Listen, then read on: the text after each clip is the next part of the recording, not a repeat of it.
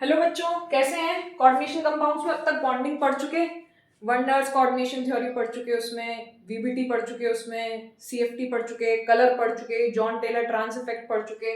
Next important है isomerism पढ़ने जाते हैं, ठीक है? आइसोमेरिज्म क्या होता है, आइसोमर्स कौन से कंपाउंड्स होते हैं, तो लिखें when complex compounds have when complex compounds have when complex compounds have same molecular formula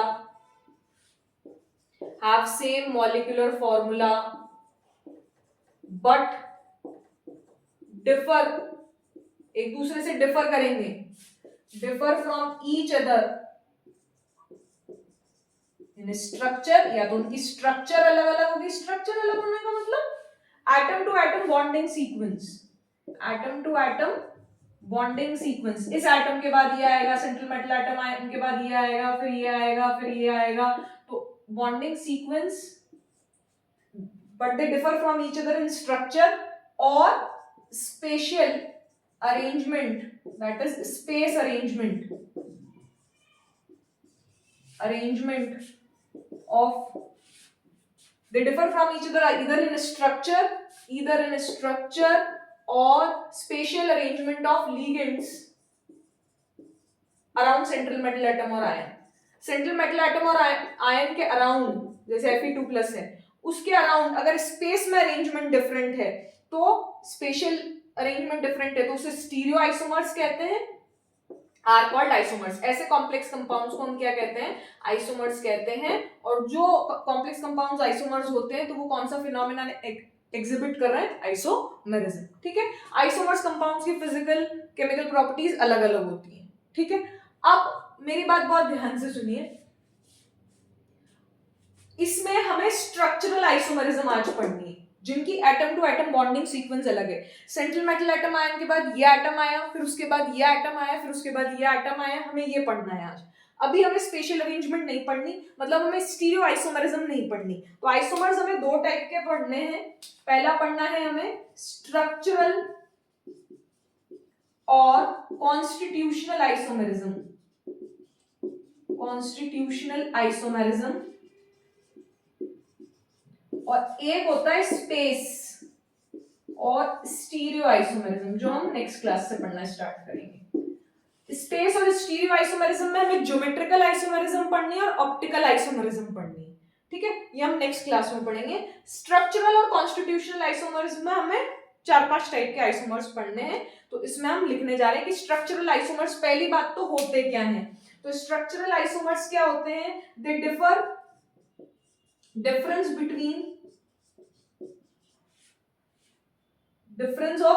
between structure of complex compounds,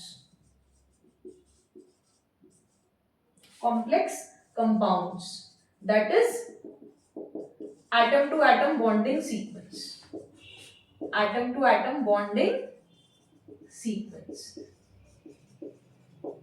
the difference between structures of complex compounds, arrangement of atoms different है। जैसे NO2- और ONO है एक ही चीज, molecular formula same है अगर ये आता है किसी कॉम्प्लेक्स कंपाउंड में, बट यहाँ पे नाइट्रोजन पहले कनेक्टेड है मेटल से, यहाँ पे ऑक्सीजन कनेक्टेड है पहले, तो ये क्या हुआ है? स्ट्रक्चरल आइसोमर्स हुए एक दूसरे के, जो कि एक ब्रॉडर क्लासिफिकेशन, अगर उसको और इन डेप्थ देखें तो ये लिंकेज आइसोमर्स होंगे, क्योंकि ये एम्बिडेंट लिगेंड्स है। अभी डिस्कस करेंगे। Is it clear? आगे बढ़ जाऊं तो इसमें लिखे स्ट्रक्चरल आइसोमरिज्म कितने टाइप के पढ़ने हैं आपको, लिखे स्ट्रक्चरल आइसोमरिज्म।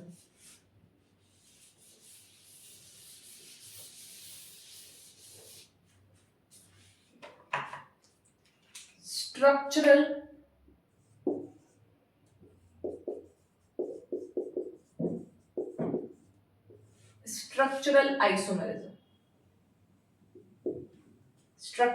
आइसोमेरिज्म। तो इसमें सबसे पहला लिखें A part, B C D E, ionisation isomerism,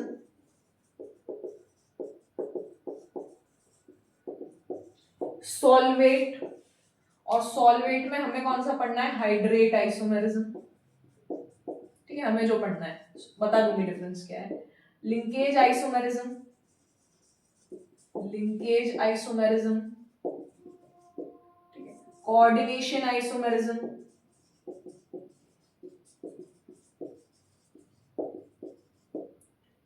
coordination position isomerism, ठीक है, ये पॉलीन्यूक्लियर ब्रिजिंग कॉम्प्लेक्स कंपाउंड्स में होता है, यही डिफरेंस है दोनों। Coordination position isomerism, polymerization isomerism, polymerization isomerism. Clear है? तो सबसे पहले आयनाइजेशन आइसोमेरिज्म, हेडिंग डालें।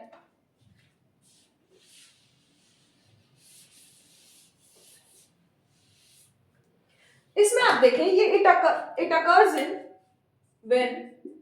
occurs when there is an exchange, अदला बदली होगी भाई किसकी, there is an exchange between ligands present in coordination sphere। अब एग्जांपल से सब समझ आ जाएगा।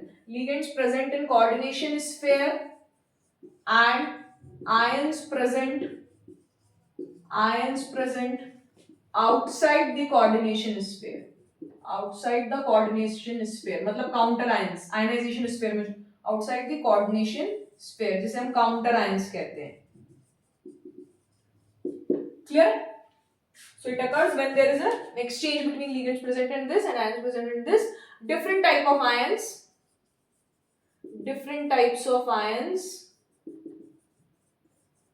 present in aqueous solution of ionization isomers।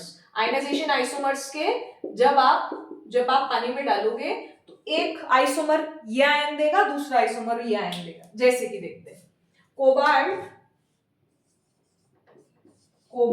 NH3 5Br SO4 and cobalt NH3 5SO4Br। Clear है? मॉलिक्यूलर फॉर्मूला सेम, एक ब्रोमाइड एक कोबाल्ट +3, ऑक्सीडेशन स्टेट क्या है +3 +3 -1 +2 -2 +3 -2 +1 -1। अमोनिया कितने 5 सल्फेट 1 सब कुछ सेम है। पानी में डालोगे तो यहाँ सल्फेट आयन मिलेगा, ठीक है, और ये कोबाल्ट NH3 5Br मिलेगा। Is it clear? यहां पानी में डालोगे तो आपको ये मिलेगा Br- मिलेगा। सल्फेट पानी में मिलेगा तो यहाँ बेरियम क्लोराइड डाल दो तो आपको बेरियम सल्फेट का व्हाइट पीपीटी मिलेगा, और यहाँ पे आप Ag सिल्वर नाइट्रेट डाल दो तो आपको AgBr का पेल येलो पीपीटी मिलेगा। Is it clear? तो ये आयनाइजेशन आइसोमर्स है। यहाँ पे आपको सल्फेट आयन मिलेगा, यहाँ पे आपको ब्रोमाइड आयन मिलेगा। यहाँ पे कोऑर्डिनेशन स्फीयर क्या होता है, ये MlXN+- जहाँ पे मेटल लिगेंड बॉन्ड्स होते हैं, जहाँ पे मेटल लिगेंड प्रेजेंट होते हैं कॉम्प्लेक्स में, ठीक है, तो उसमें जो लिगेंड है और जो बाहर काउंटर आयन है उनका एक्सचेंज होना। जो इस कोऑर्डिनेशन स्फीयर में जो लिगेंड प्रेजेंट है और बाहर जो है काउंटर आयन, उन दोनों में क्या हो रही है, अदला बदली हो रही है। Is it clear? समझ में आया? एक और एग्जांपल लिखें।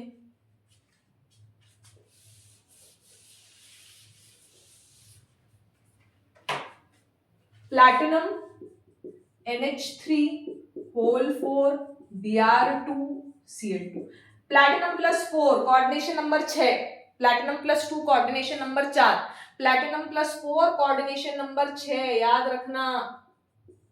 क्लियर है? अब इसका एक क्या बन सकता है, एक Br को बाहर कर दो, एक Cl को अंदर कर दो, एक Cl और एक Br, एक Cl को अंदर किया तो एक Br बाहर, ठीक है, क्योंकि कोऑर्डिनेशन नंबर को मेंटेन रखना है 6 और 6। और एक और क्या बन सकता है, देखें, प्लैटिनम NH3 यहां से बढ़ते, एक क्लोरीन अंदर आया, एक और क्लोरीन अंदर आ गया, और जो Br था वो बाहर चला गया। तो यहाँ पे 2 क्लोरीन मिलेंगे हमें, यहाँ पे 1 क्लोराइड ब्रोमाइड मिलेगा, यहाँ पे 2 ब्रोमाइड मिलेंगे। आई बात समझ में? जैसे इसको अगर आयनाइज करो तो Pt NH3 whole 4 Br2 2 plus 2 Cl minus. 2 chloride आपको बाहर मिल रहे हैं, यहाँ पे आपको 2 ब्रोमाइड बाहर मिलेंगे, यहाँ पे 1 क्लोराइड और 1 ब्रोमाइड आपको आयनाइजेशन आयन के फॉर्म में मिलेगा aqueous solution. Is it clear? समझ में आया? नेक्स्ट लिखे हाइड्रेट आइसोमर और सॉल्वेट आइसोमर। नेक्स्ट लिखें हाइड्रेट आइसोमरिज्म। आइसोमरिज्म फिनोमेना है जो कंपाउंड्स एग्जिबिट करते हैं, आइसोमर्स एग्जिबिट करते हैं। Is it clear? Hydrate isomers. जब सॉल्वेट आइसोमर्स की अगर हम बात करें या फिर सॉल्वेट आइसोमरिज्म, है ना, तो सॉल्वेट मतलब जहां पे अमोनिया भी सॉल्वेंट के रूप में हो, कोई और कंपाउंड भी सॉल्वेंट के रूप में हो, लेकिन जब पानी सॉल्वेंट का काम करे तो उसे पर्टिकुलर हाइड्रेट आइसोमरिज्म कह देते हैं। सो लिखें when water H2 that is exchanged, when water is transferred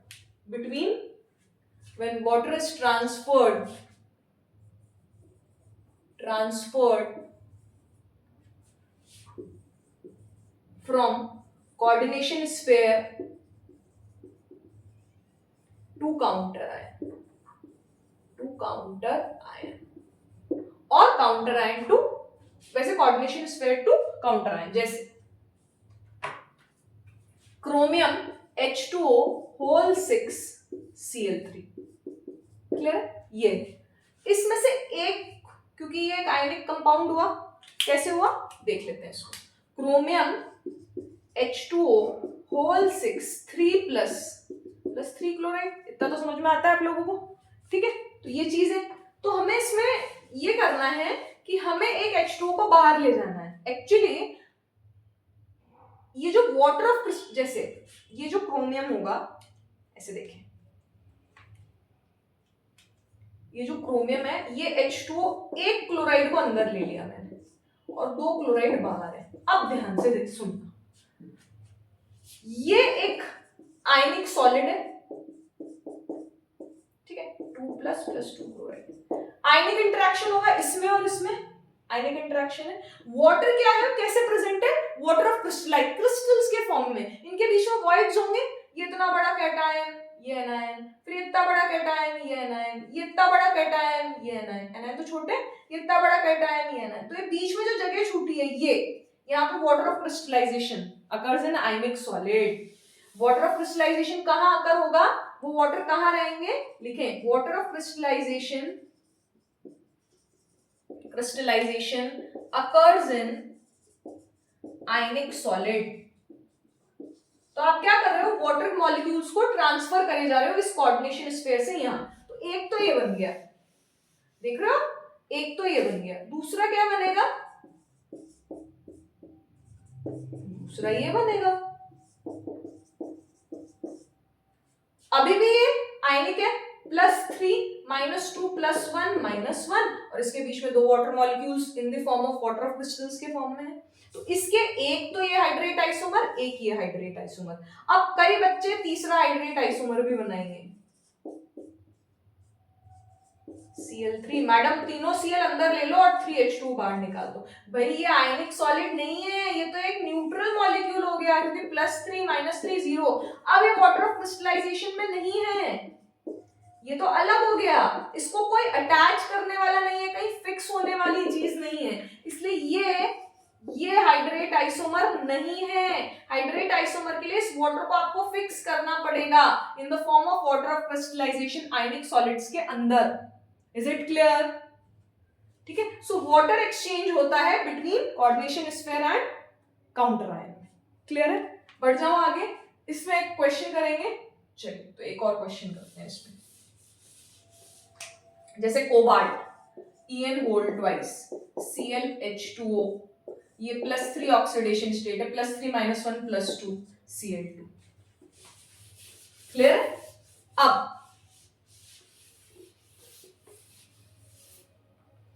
अब इसको आप और क्या कर सकते हो, ये जो H2O था यहाँ पे, 2 Cl2 अंदर और ClH2 +3 -2 +1 -1। अब ये आयनिक सॉलिड है, कैटायन अनायन है, तो ये वाटर मॉलिक्यूल्स कहाँ हो गए, यहाँ पे आके फिक्स्ड हो गए, यहाँ पे आके फिक्स्ड हो गए। तो इसका हाइड्रेट आइसोमर है ये, इसका हाइड्रेट आइसोमर है ये। ठीक है, नेक्स्ट लिंकेज आइसोमर लिखें। This isomer is possible only when, this isomer is possible only when at least one ambidendant ligand is present in complex. At least one ambidendant ligand is present in complex compound, in coordination sphere of complex compound, more correct, in coordination sphere of MLX में coordination sphere of complex compound। क्या कहना चाह रही हूँ बता। जैसे NO2 minus था, याद आया आपको, NO2 माइनस था, नाइट्राइट शेप कैसी होती है, ऐसी।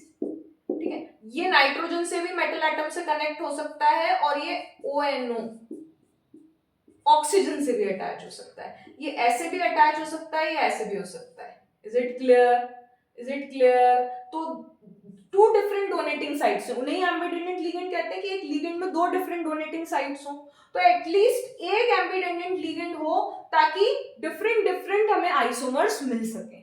ठीक है, तो लिखें, ambident ligands can donate, ambident ligands can donate, ambident ligands can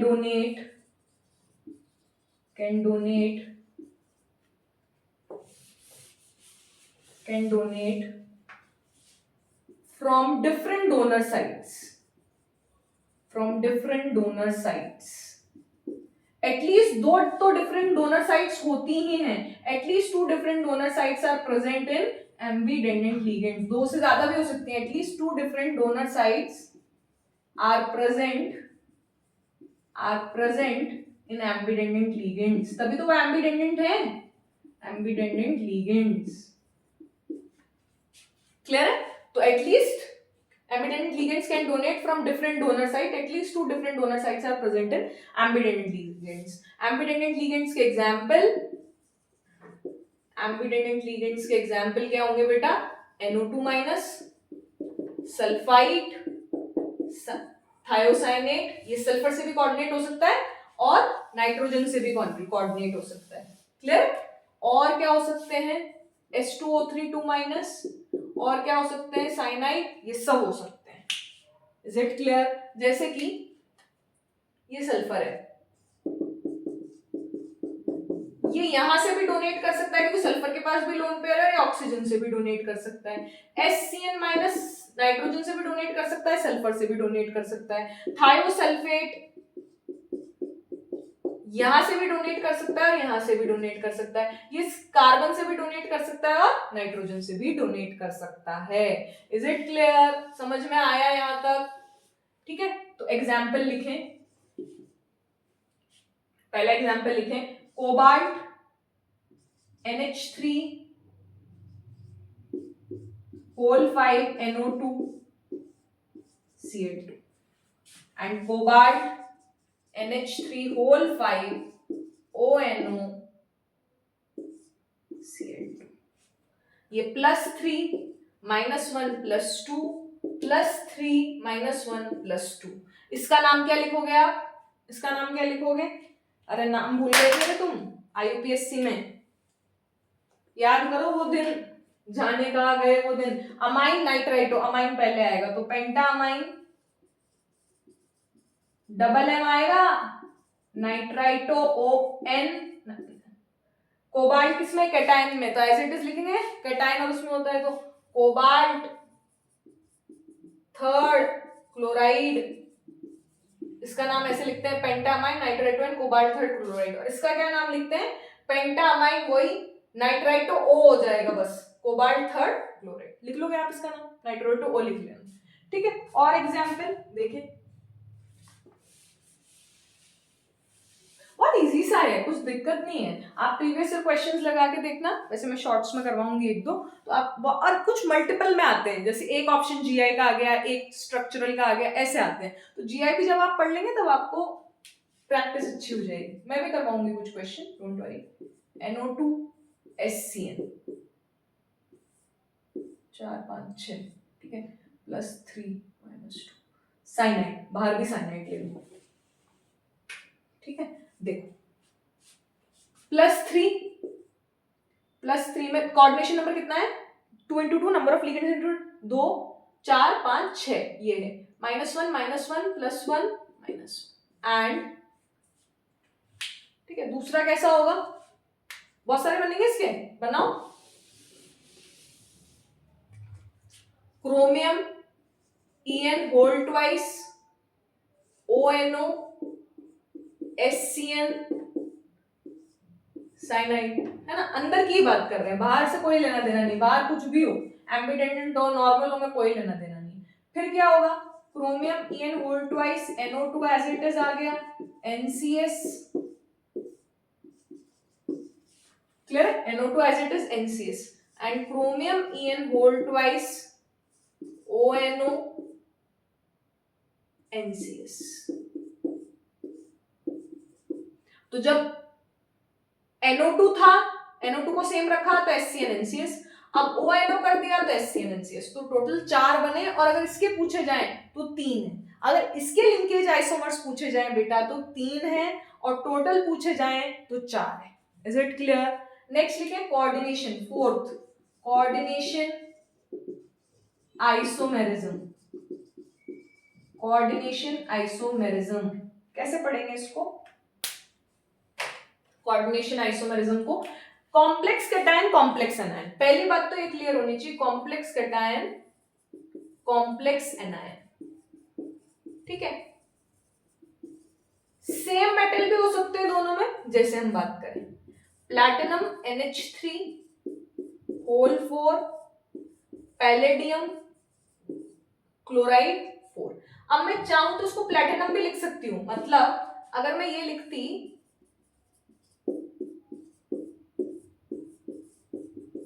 तो ये सेंट्रल मेटल एटम और आयन सेम भी हो सकते हैं और डिफरेंट भी हो सकते हैं। Is it clear? समझ में आया? हम डिफरेंट वाला करते थे, सेम वाला आप खुद से कर लेना, ठीक है। और एग्जांपल्स भी लिख लीजिए, फिर एक को इलैबोरेट कर देंगे, बाकी आप घर पे प्रैक्टिस करते रहना। और एग्जांपल्स देखें, cobalt NH3 whole 6 chromium cyanide whole 6। अच्छा, इसका कोऑर्डिनेशन आइसोमर तो बनाओ, अपन तो बहुत ही होशियार निकले, ठीक है। इसका कोऑर्डिनेशन आइसोमर क्या होगा, पैलेडियम यहां आ जाएगा NH3 होल 4 में, अभी एक एक बना के बताऊंगी इसका, और प्लैटिनम यहां चला जाएगा क्लोराइड के पास। मैडम ये कैसे चमत्कार हो गया, अभी बात करेंगे, ठीक है। पैलेडियम यहां आ गया अमोनिया के साथ, और क्लोराइड के साथ प्लैटिनम आ गया, इसको बोले and chromium NH3 whole 6 cobalt CN whole 6, तो ये एक दूसरे के कोऑर्डिनेशन आइसोमर्स हैं, कोऑर्डिनेशन आइसोमर्स हैं। तो ligands interchanged between the complex cation and anion, लिखें कोऑर्डिनेशन आइसोमर्स में लिगेंड्स इंटरचेंज्ड या exchanged ligands exchanged between complex cation and complex anion. Clear? Ligands exchange between complex cation and complex anion. तो एक का पूरा अच्छे से कर लेते हैं, पूरा कि कैसे एक्सचेंज हुए, फिर आगे बढ़ते हैं कोऑर्डिनेशन पॉलीमर पोजीशन पे। चलिए, तो हम इसको ले लेते हैं, देखिए प्लैटिनम NH3 होल 4 था, पैलेडियम Cl4 था, एक क्लोरीन या एक NH3, ligands are interchange, exchange between cation and anion, तो ये हो गया NH3 whole thrice Cl, palladium Cl3 NH3। ठीक है, पहली बात तो ये। दूसरी बात क्या बेटा, प्लैटिनम +2 कोऑर्डिनेशन नंबर 4 होता है और पैलेडियम प्लस, क्योंकि एक ही ग्रुप में आते हैं निकल पैलेडियम प्लैटिनम, तो पैलेडियम और प्लैटिनम की बात कर रही हूं, +2 में कोऑर्डिनेशन नंबर 4 होता है, ऑलवेज स्क्वायर प्लेनर ज्योमेट्री होती है। Is it clear? तो +2 क्योंकि ये न्यूट्रल लिगेंड है, यहाँ +2 -4 2 तो एक कॉम्प्लेक्स कैटायन कॉम्प्लेक्स एनायन, एक क्लोरीन यहाँ आ गया, एक अमोनिया यहाँ चला गया। अब +2 -1 +2 -3। अब नेक्स्ट, आप 2 क्लोरीन करोगे, आप यहाँ पे एक और क्लोरीन कर दोगे, एक क्लोरीन तो कर ही दिया, तो platinum Cl2 palladium Cl2 NH3 whole twice. Is it clear? तो अब इसमें +2 -2 0 +2 -2 0, अरे ये तो कैटायन एनायन बचे नहीं तो फ्री हो गए, तो ये ऐसा कोई कोऑर्डिनेशन आइसोमर नहीं है, ये इसका कोऑर्डिनेशन आइसोमर है, ये नहीं है, ये नहीं है। Is it clear? फिर और क्या देख सकते हैं, एक और Cl यहाँ पे इंटरचेंज हो गया, तो प्लैटिनम, ऐसे क्यों लिख रहे हैं मैं बताते हैं, फिर ब्लैक Cl, प्लैटिनम में एक Cl, 2 Cl, तीसरा Cl और एक NH3 बचेगा, ठीक है, 3 Cl, और पैलेडियम में एक अमोनिया, 2 अमोनिया, 3 अमोनिया और एक Cl बचेगा। अब +2 -3 या 1 माइनस आ गया, +2 -1 1 प्लस हो गया, कैटायन को पहले लिखते हैं, एनायन को बाद में लिखते हैं, तो इसको मैं कैसे लिख रही हूं बेटा, पैलेडियम आगे आ गया, क्लियर है? पैलेडियम में NH3 कितने हो गए, 3, 1 2 3, और ये क्लोरीन, तो +2 -1 +1, और प्लैटिनम में एक 4 अमोनिया थे, फिर 3, फिर 2, एक बचेगा, और Cl3 +2 -3 1, और पैलेडियम NH3 होल थ्राइस 1 2 3 और एक Cl बचेगा। Is it clear? तो ये कैटायन में आ गया, पैलेडियम जो एनायन में चल रहा था कॉम्प्लेक्स एनायन में, वो कॉम्प्लेक्स कैटायन में आ गया। और लास्ट क्या होगा, यहाँ पे एक अमोनिया है, यहाँ पे 2 अमोनिया है, यहाँ पे 3 अमोनिया है, और यहाँ पे चारों अमोनिया आ गए, और ये 2+ हो गया, और प्लैटिनम में चारों Cl आ गए, और ये 2- हो गया। तो इसके कितने आइसोमर्स बने, 3 कोऑर्डिनेशन आइसोमर्स, इसके 3 कोऑर्डिनेशन आइसोमर्स हैं। Is it clear? अब जो मैंने सेकंड एग्जांपल दिया था, कोबाल्ट NH3 होल 6 और क्रोमियम CN होल 6, उसके खुद बनाना आ जाएंगे, क्लियर है? समझ आया? 3 कोऑर्डिनेशन आइसोमर्स, और टोटल की बात करेंगे, इसको भी इंक्लूड कर लेंगे, टोटल में तो 1 2 3 4, इसको काट देंगे, ठीक है? तो ये आपका कोऑर्डिनेशन आइसोमर्स हो गए। नेक्स्ट लिखें कोऑर्डिनेशन पोजीशन आइसोमर्स, नेक्स्ट लिखें कोऑर्डिनेशन, आई थिंक 5th होगा, कोऑर्डिनेशन E होगा, कोऑर्डिनेशन पोजीशन आइसोमर्स, ठीक है? तो कोऑर्डिनेशन पोजीशन आइसोमर्स में कैसे देखेंगे बेटा इसे, ये देखते हैं ब्रिजिंग या polynuclear bridging, in polynuclear bridging, in polynuclear bridging complex compounds, ligands, terminal ligands, क्योंकि ब्रिजिंग है तो 2 टाइप की ligands होते हैं उसमें, ब्रिजिंग और टर्मिनल, तो terminal ligands are interchanged between metal centers, between metal centers, क्योंकि दो पॉलीन्यूक्लियर हो गया ना, तो 2 होंगे, तो देखो एग्जांपल देखो, कोबाल्ट OH OH कोबाल्ट, ठीक है, NH3 होल ट्वाइस Cl2, और ये बनेगा NH3 होल थ्राइस Cl। देखिए जरा, +3 6 +4 +2 सल्फेट, क्लियर? अब Cl, ठीक है। तो ये टर्मिनल लिगेंड्स हैं इसके। यहाँ पे इसकी ऑक्सीडेशन स्टेट 3 है क्योंकि कोऑर्डिनेशन नंबर 6, 4 लिगेंड्स तो ये अटैच्ड है, देखो 3 अमोनिया 1 क्लोरीन और 2 ये ब्रिजिंग लिगेंड्स है। ब्रिजिंग लिगेंड्स में कोई चेंज नहीं करना है। टर्मिनल लिगेंड्स ये होते हैं, ठीक है, ये टर्मिनल लिगेंड्स होते हैं, इन्हीं को एक्सचेंज करना है। तो इसका एक और क्या बनेगा, ठीक है, इसका एक और क्या बनेगा बेटा, ऊपर लिख देते हैं, इसका एक और क्या बनेगा, कोबाल्ट OH OH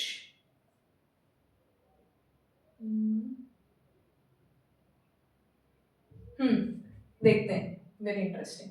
क्या करती हूँ मैं, क्लोरीन को इधर भेज देती हूँ बेटा पहले, है ना, देखना मैं क्लोरीन को इधर भेज देती हूँ, एक NH3 और Cl3, ठीक है, देखना सल्फेट, और इस क्लोरीन को इधर भेजा मैंने तो इधर क्या आ गया,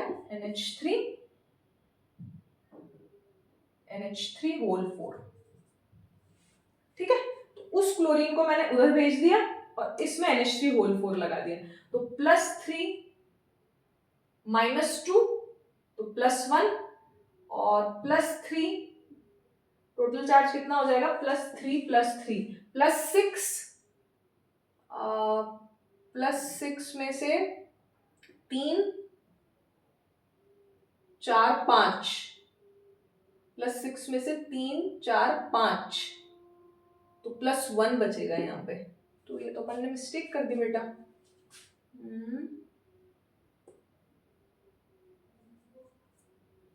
दो क्लोरीन यहाँ है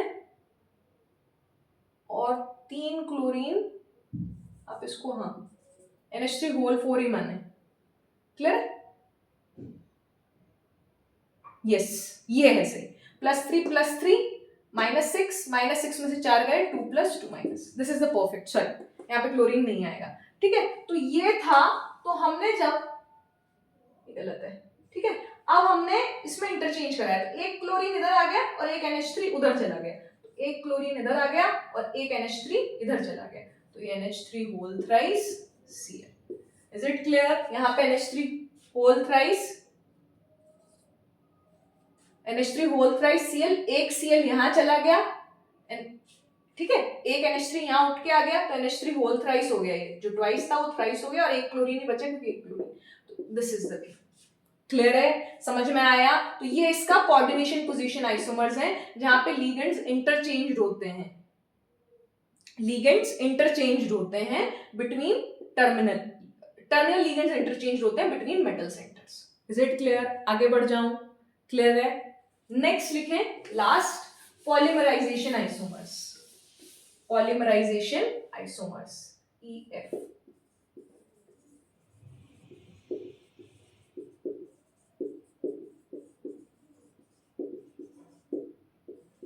पॉलीमराइजेशन आइसोमरिज्म, ठीक है। तो इसमें सेम एम्पेरिकल फॉर्मूला होता है,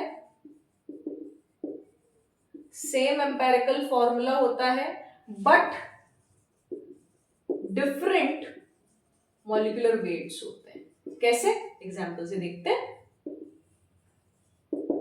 जैसे Pt NH3 whole twice Cl2, square planar complex है भाई, +2 -2 0, क्लियर, ये n = 1 है, ठीक है। जब मैं n = 2 करूंगी तो इस पूरे का ट्वाइस हो जाएगा बेटा, तो मैं उसको क्या लिख सकती हूँ, Pt NH3 होल 4, 2 Pt है, 4 NH3 है, 4 Cl है, उसको मैं ऐसे लिख सकती हूँ, बिल्कुल लिख सकती हूँ। n = 3 में उसको कैसे लिख सकती हूँ, Pt, ठीक है, Pt NH3 होल 4, Pt 6 हो गया ना, n = 3, ये n = x, सॉरी n = 1 2 3 4 ऐसे है, तो 3 में 3 2 जा 6 हो जाएंगे, तो 4 तो यहाँ आ गए, तो 2 यहाँ आएंगे, और क्लोरीन कितने हो जाएंगे 6, तो ये ट्वाइस, क्योंकि 3 क्लोरीन, क्योंकि मुझे 4 कोऑर्डिनेशन नंबर पूरा करना है बेटा, तो एक अमोनिया 3 क्लोरीन 4 हो गए, उसको ट्वाइस कर दिया मैंने बेटा, तो +2, ये न्यूट्रल होता है तो +2, ये +2 -3 -1, ठीक है, -1 के 2 हैं, समझ में आया, -1 के 2 हैं, इसको एक और तरीके से लिख सकते हैं, अब मैं उधर लिख देती हूँ Pt NH3 whole thrice Cl, ऐसे भी तो लिख सकते हैं। 2 करेंगे तो 2 3 जा 6 2, चलो ट्राई करते हैं। और PtCl ट्वाइस करेंगे तो 2 3 जा 6,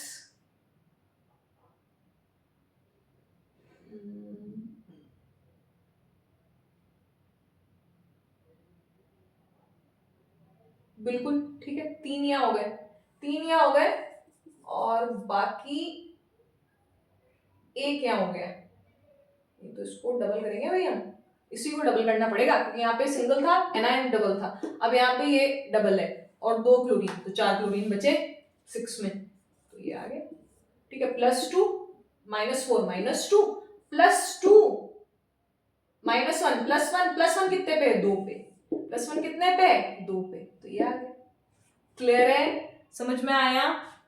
समझ में आया? तो इसके कितने पॉलीमराइजेशन आइसोमर है? 1 2 3 3 तक, फिर 4 पे और आ जाएंगे, 5 पे और आ जाएंगे। तो सेम मॉलिक्यूलर फार्मूला नहीं, सॉरी, मॉलिक्यूलर फार्मूला अलग अलग है, मॉलिक्यूलर वेट अलग अलग है, एम्पेरिकल फार्मूला सेम है, दैट इज दिस सबका। ठीक है, तो ये कुछ बेसिक आइसोमर्स थे जिसमें पहले 4 बहुत इंपॉर्टेंट है, कोऑर्डिनेशन आइसोमरिज्म तक। ठीक है, आयनाइजेशन, हाइड्रेट, लिंकेज और कोऑर्डिनेशन आइसोमरिज्म। ठीक है, आपको कोऑर्डिनेशन पोजीशन भी पढ़ लिया जो ब्रिजिंग लिगेंड्स में आते हैं, जिसमें टर्मिनल लिगेंड्स एक्सचेंज होते हैं, और ये पॉलीमराइजेशन आइसोमर्स का भी मैंने आपको एक एग्जांपल दे दिया है। इस पे बहुत सिंपल क्वेश्चंस आते हैं जब हम स्टीरियो आइसोमर्स भी पढ़ लेंगे, जीआई और ऑप्टिकल कल से पढ़ेंगे, तो उसके बाद अपन इन पे बहुत सारे क्वेश्चंस करेंगे। ठीक है, thank you so much. Shorts में एंगेज रहिए, उसमें एप्लीकेशन सारी पढ़ा दूंगी मैं शॉर्ट्स में, तो start with that. Thank you so much.